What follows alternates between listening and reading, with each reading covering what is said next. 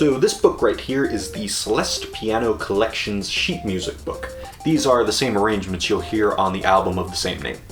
Celeste's soundtrack was composed by Lena Raine, and these arrangements were done by Trevor Allen Gomez, who also did a Chrono Trigger piano album, so this guy's got some accolades. Now I've got some pros and some cons to discuss with this book, and I don't know why I'm doing a hand thing today, but that's just the mood I'm in, so we're just gonna go for it. So before we begin this, I just want to say that I'm in no way sponsored by or affiliated with anyone involved with this product. At the time of recording this, I have a double-digit sub count, so trust me, no one's sponsoring me. I'm like an untamed stallion! And as usual with videos like this, I'm not going to show much of what's inside the book because I don't feel like that's fair to the makers, and also I'm not trying to get sued. With that all out of the way, let's go!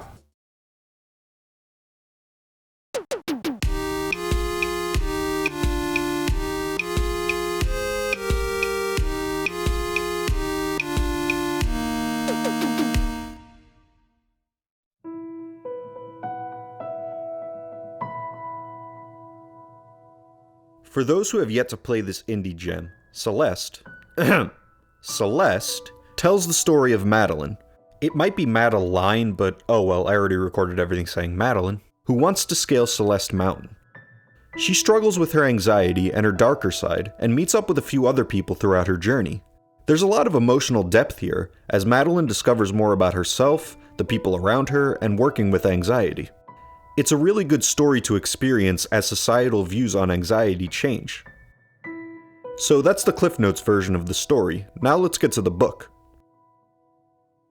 So right off the bat, this cover looks awesome, and in the first few pages there are other pieces of spectacular artwork, and you also get descriptions from both Gomez and Raine about the making of this, and each piece has a little blurb with a little bit of the backstory about arranging it, and some tips and tricks for getting them under your fingers.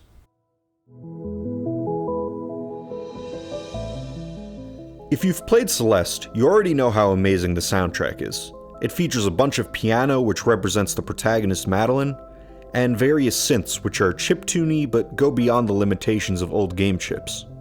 Taking all of this and putting it into piano form must have been a daunting task. But these arrangements remained faithful to the source material. They do deviate a little here and there, sometimes out of necessity and sometimes to add a little harmonic spice. But on the whole, this is the Celeste soundtrack in piano form. And Gomez was wise in which elements he chose to incorporate and how he chose to incorporate them. Take the piece First Steps, for example. The original track starts with 4 measures worth of a repeating figure.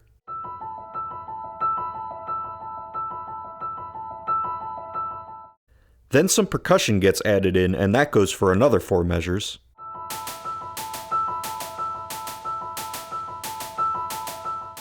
Then a lower repeating figure and more percussion come in, and that goes for 4 measures.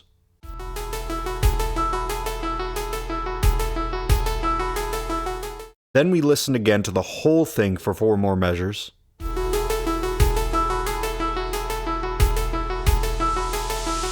And then we get to the melody.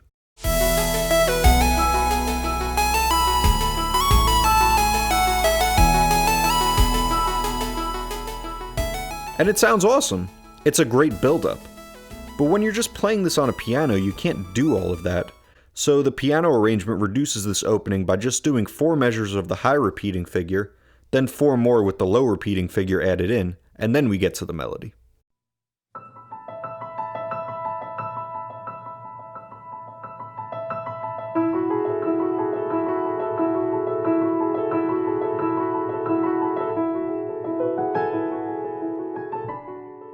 Rather than totally abandoning the cool effects dropped from the opening, elements of them are implemented later. For example, in this arrangement, the left hand occasionally drops the repeating figure to implement some other material, such as imitation of the synth bass and the percussion.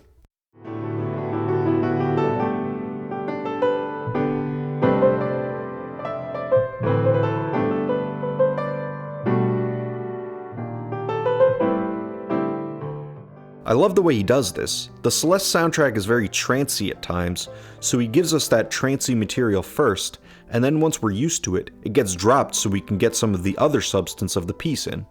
It's really effective, and you'll find similar techniques employed throughout the book that balance the various layers of a given piece. Now, depending on your preferences, there are a few things about this book that I consider to be pros that you might see as cons, and vice versa. For one, the notation is a bit small for me.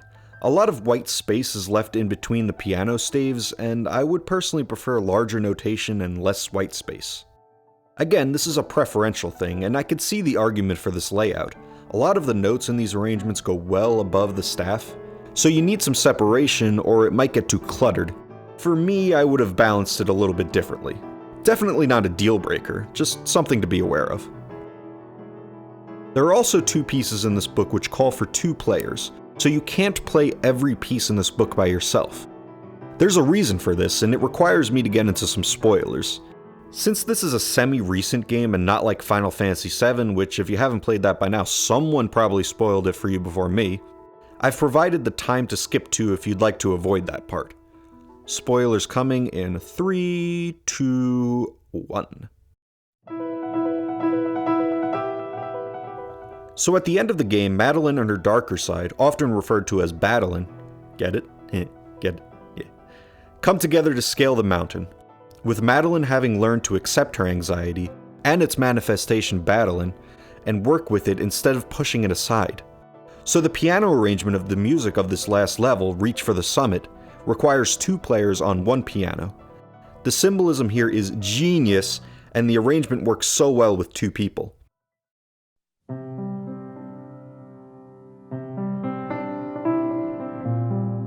The next piece in the book, Exhale, requires another player as well, a violinist or someone on a similar instrument, and that arrangement benefits from an extra player as well, as the original track is piano with a melodic theremin-y synth line.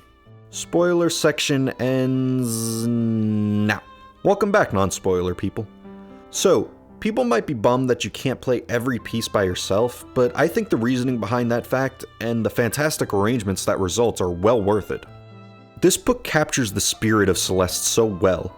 The game itself is a tale of working with anxiety while tackling your goals with the support of some friends. And from what I've seen from interviews, Celeste's social media pages, and promotional materials, this is just such a friendly, caring game community, and the central tenets of the story can be found in the real world through that. This book continues that. Just look at some of the descriptions. I mean, have fun learning this with an ally. You can do it. I'm sure that's adorable! I also just love Lena Raine. She seems like the nicest person, and her music is phenomenal, and she's a huge inspiration for this video game composer hopeful. I really hope I get to chat with her one day and make music that touches people the way that this music touched me.